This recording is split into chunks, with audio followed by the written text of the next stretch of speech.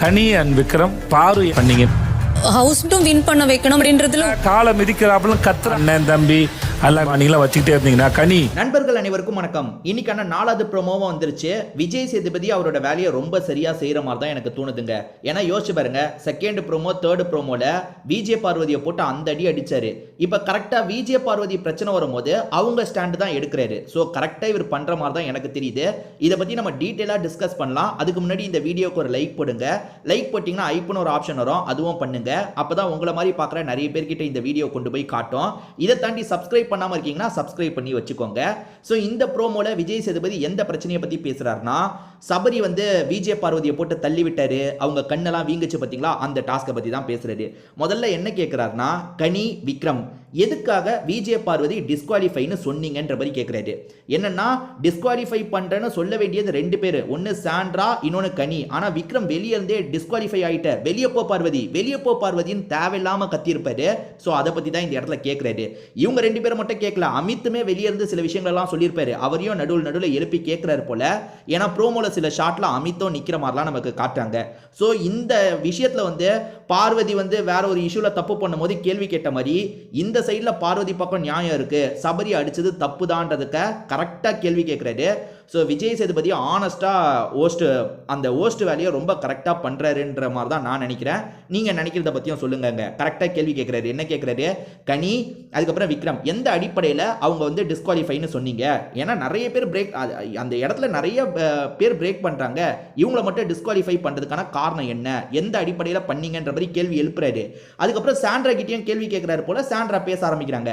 Sandra என்ன சொல்றாங்கன்னா, sir அதில் ஒருத்தரை ஜெயிக்க வைக்கணும்னு அவங்க ஒரு முடிவில் தான் சார் இருந்தாங்க, அதாவது சபரியை ஜெயிக்க வைக்கணுன்ற ஒரு முடிவில் தான் சார் எல்லா விஷயத்தையும் பண்ணாங்க, அதுக்கேற்ற மாதிரி தான் எல்லா விஷயத்தையும் பண்ணாங்க, என்னால் அதை பார்க்க முடிஞ்சது அப்படின்ற மாதிரிலாம் சொல்லிட்டு இருக்காங்க.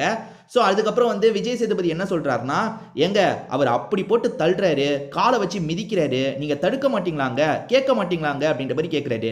இந்த அண்ணன் தம்பி தங்கச்சி இதெல்லாம் விட்டு வெளியே வாங்கன்னு கனி உங்ககிட்ட நான் நிறையா சொல்லிட்டேன், ஆனால் நீங்கள் இன்னும் அதை விட்டு வெளியே வரலங்க, இன்னும் அந்த மாதிரி தான் பார்க்குறீங்கன்ற மாதிரி சொல்கிறாரு.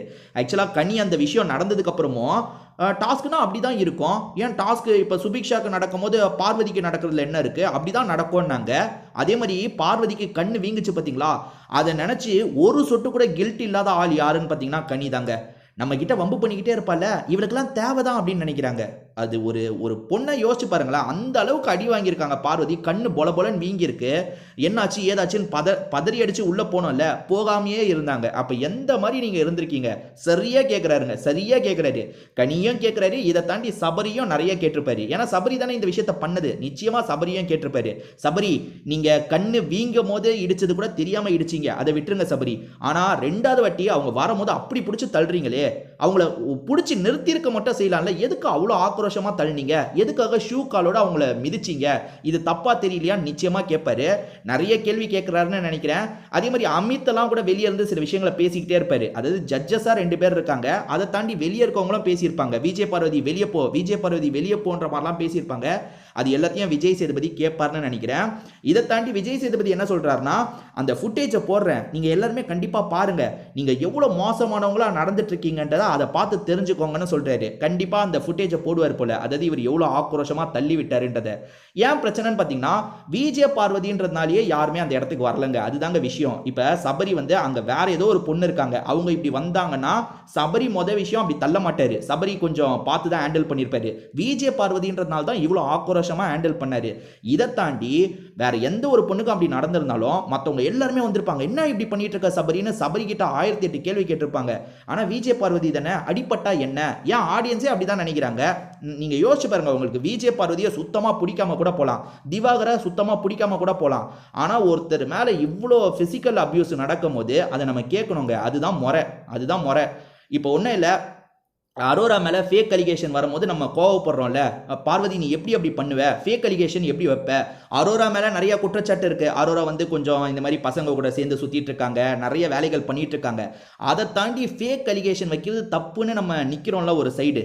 யாரை சப்போர்ட் பண்ணாலும் சரி, யாரை எதிர்த்தாலும் சரி, இந்த மாதிரி இஷ்யூல வந்து ஒருத்தர் பக்கம் நியாயம் பக்கம் நிக்கிறோம்ல, அந்த மாதிரி விஜய் பார்வதி பக்கம் தான் இந்த இஷ்யூல நிக்கணும். ஆனா நிறைய பேர் விஜய் பார்வதிக்கெல்லாம் இது தேவைதான், இன்னும் கூட அடிச்சிருக்கணும்ன்ற மாதிரிலாம் சமூக வலைதளங்கள்ல பேசுறாங்க. நீங்க யோசிச்சு பாருங்க, அப்ப விஜய் பார்வதியை விட அப்படி பேசுறவங்க தான் ரொம்ப மோசமானவங்க. ஸோ விஜய் சேதுபதியை உண்மையிலேயே பாராட்டலாங்க.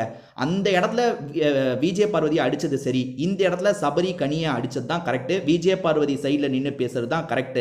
ஸோ அந்த ஃபுட்டேஜை போட்டு காட்ட போறாரு போல, அதுவும் குறும்படம் கணக்கு தான். ஏன்னா ஃபுட்டேஜ் ஒரு வாட்டி போடுறாங்கன்னா அதுவும் குறும்படம் கணக்கு தான். ஸோ அது எப்படி இருக்க போகுதுன்றதை இன்னைக்கு எபிசோட்ல நம்ம பார்க்கலாம். இந்த ப்ரோமோவை பத்தி நீங்க என்ன நினைக்கிறீங்கன்ற உங்களோட கருத்தையும் சொல்லுங்க. திரும்பி வேற ஒரு வீடியோல பார்ப்போம்.